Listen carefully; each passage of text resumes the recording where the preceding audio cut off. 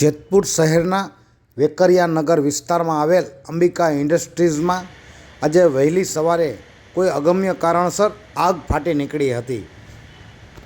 સફેદ કાપડનું ગોડાઉન હતું તે બાજુ આગ ફાટી નીકળતા આગે એકાએક વિકરાળ સ્વરૂપ ધારણ કરી લીધું હતું.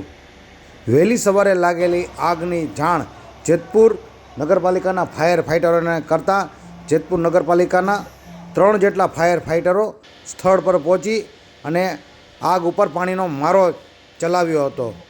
તેમ છતાં પણ આગ કાબૂમાં ન આવતા ધોરાજીથી પણ એક ફાયર ફાઇટરને બોલાવવામાં આવેલ હતું.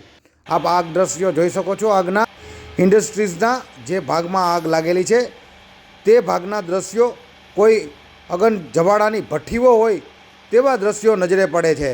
આપ જોઈ શકો છો આ દ્રશ્યો.